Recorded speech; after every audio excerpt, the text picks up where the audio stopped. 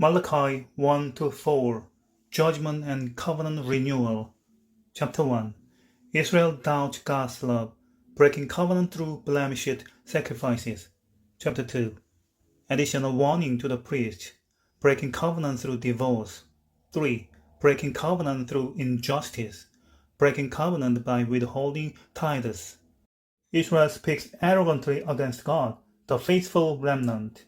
4. Judgment and covenant renewal. Malachi brings down the curtain on Old Testament prophecy.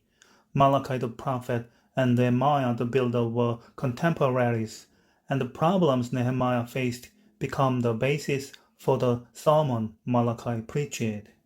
Corrupt priests, mixed marriages, closed conscience, these were the conditions under which Malachi wrote.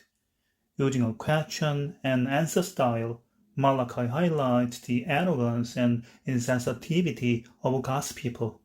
His convicting words of judgment usher in 400 years of silence during which God's prophetic voice is no longer heard. But the last book of the Old Testament anticipates the first book of the New, where John the Baptist breaks the silence by declaring, "Prepare the way of the Lord." Matthew chapter 3, verse 3.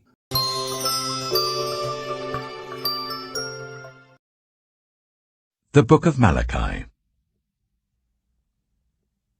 Malachi chapter 1. A prophecy. The word of the Lord to Israel through Malachi. I have loved you, says the Lord.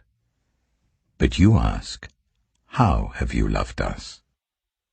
Was not Esau Jacob's brother, declares the Lord.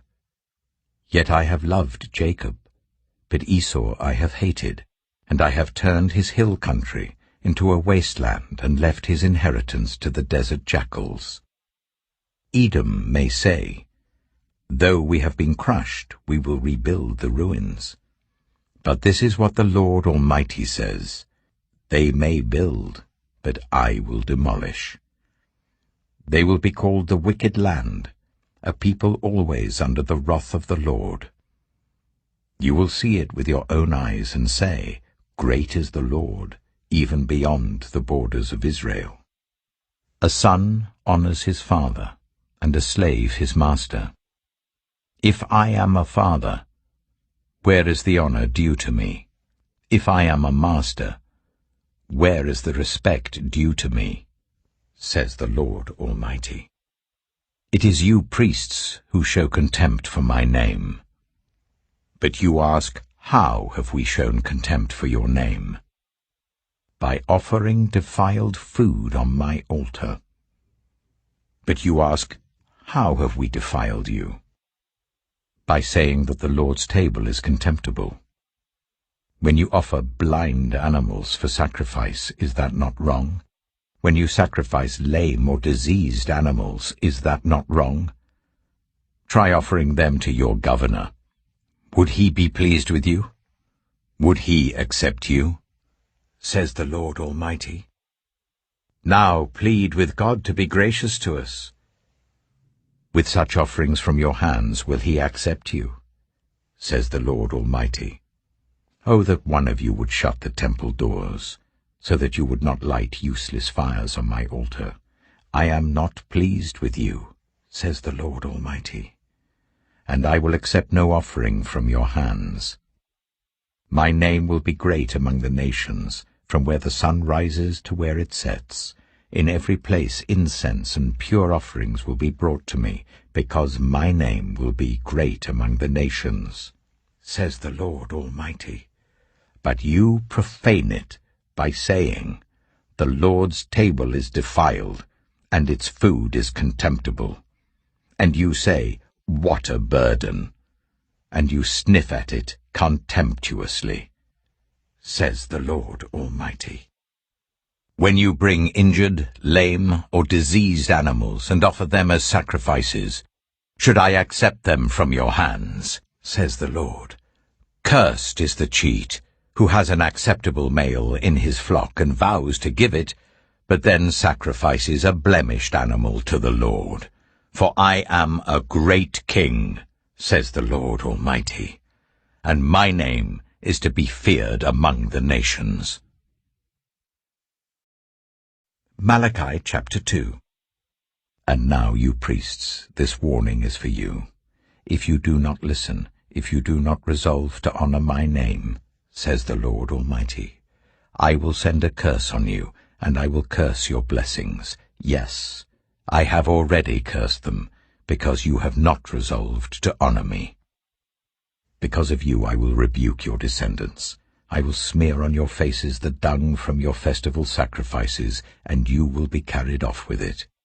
And you will know that I have sent you this warning, so that my covenant with Levi may continue, says the Lord Almighty. My covenant was with him, a covenant of life and peace, and I gave them to him.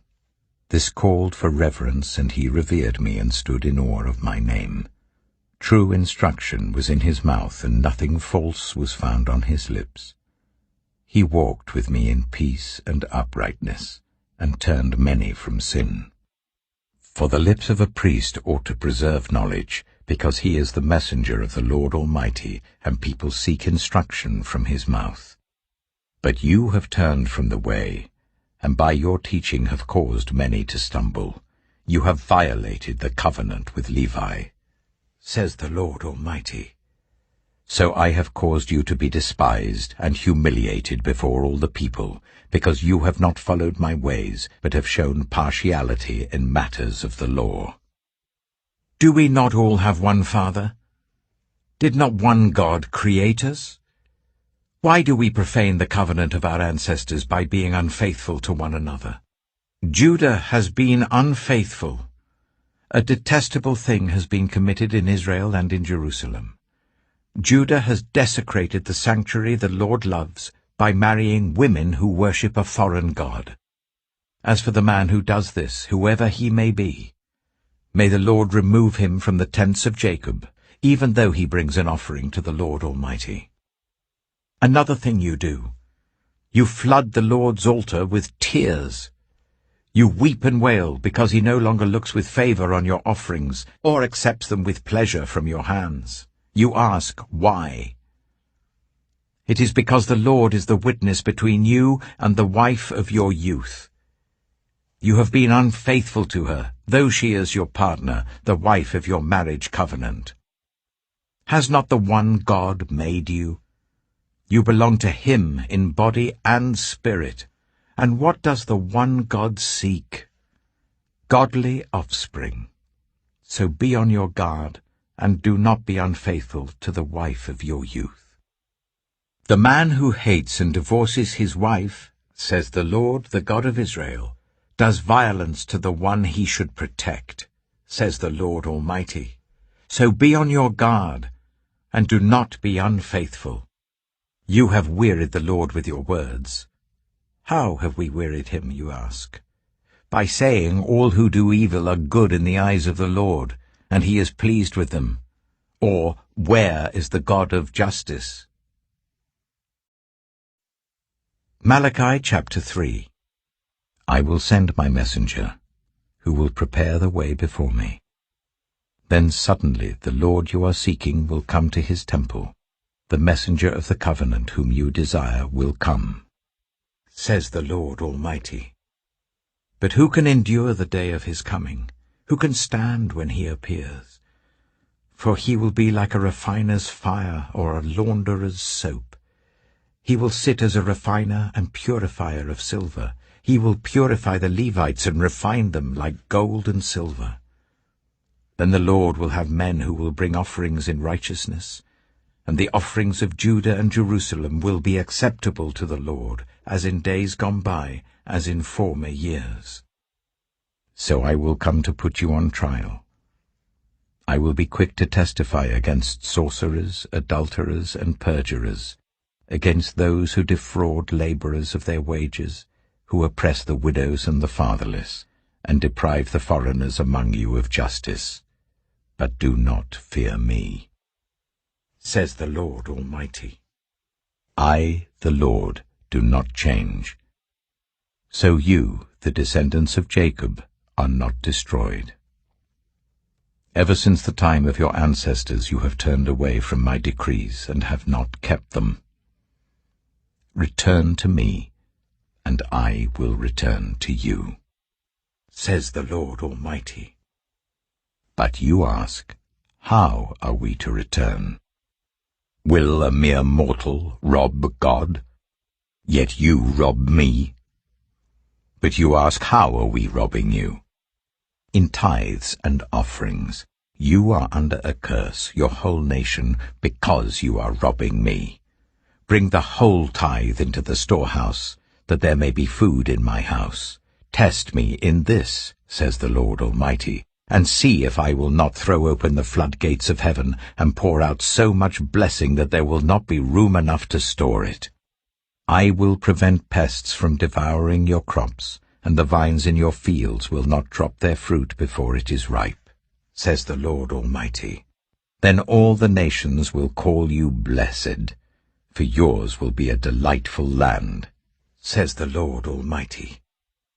You have spoken arrogantly against me, says the Lord. Yet you ask, what have we said against you? You have said, it is futile to serve God.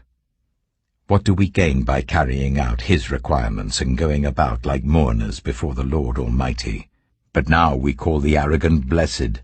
Certainly evildoers prosper, and even when they put God to the test, they get away with it. Then those who feared the Lord talked with each other, and the Lord listened and heard. A scroll of remembrance was written in his presence concerning those who feared the Lord and honored his name.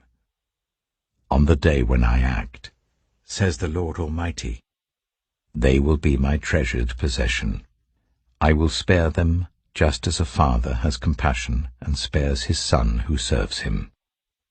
And you will again see the distinction between the righteous and the wicked, between those who serve God and those who do not. Malachi chapter 4. Surely the day is coming. It will burn like a furnace. All the arrogant and every evildoer will be stubble, and that day that is coming will set them on fire, says the Lord Almighty. Not a root or a branch will be left to them. But for you who revere my name, the Sun of Righteousness will rise with healing in its rays, and you will go out and frolic like well-fed calves. Then you will trample on the wicked. They will be ashes under the soles of your feet on the day when I act, says the Lord Almighty. Remember the law of my servant Moses, the decrees and laws I gave him at Horeb for all Israel. See, I will send the prophet Elijah to you before that great and dreadful day of the Lord comes. He will turn the hearts of the parents to their children, and the hearts of the children to their parents. Or else I will come and strike the land with total destruction.